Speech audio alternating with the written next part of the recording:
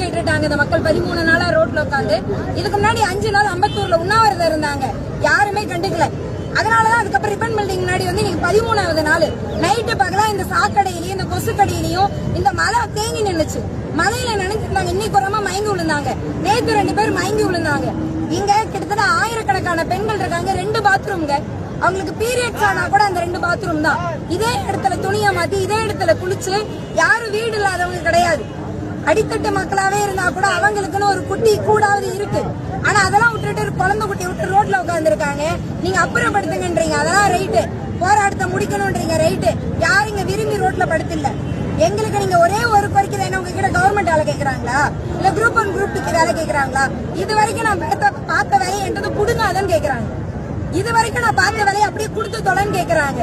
இவங்க 31 நாள் வேலைக்கு போனா 23,000 ரூபாய் சம்பளங்க. அந்த 23,000 ரூபாய் சம்பளம் கவர்மெண்ட் கொடுத்துச்சுன்னு நினைக்கிறீங்களா? தோழர்கள் கோர்ட்ல வந்து கேஸ போட்டு மினிமம் வேஜஸ் ஆக்ட் படி இவங்களுக்கு அந்த உரிமையை கூட வாங்கி கொடுத்தாங்க. யாரும் இந்த அரசு கிட்ட பிச்சை கேட்கல.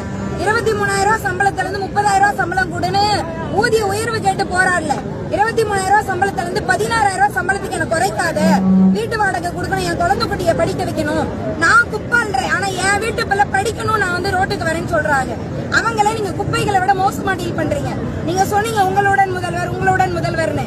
எப்ப எதிர்கட்சியா இருக்கும் பொழுது எல்லா போராட்டத்திலையும் போய் உட்கார்ந்தாரு. சாதியான படுகொலைனா முதலா போய் உட்கார்ந்தாரு. சாதி கலவரம்னா போய் உட்கார்ந்தாரு. மாணவர் போராட்டத்துல உட்கார்ந்தாரு.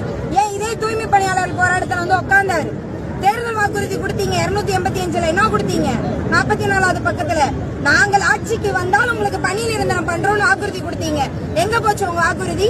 உங்க வாக்குறுதி இன்னைக்கு நிறைவேற்ற சொல்லி கேட்டா எட்டி கூட பாக்கலீங்க இந்த சமூக நீதி முதல்வர்.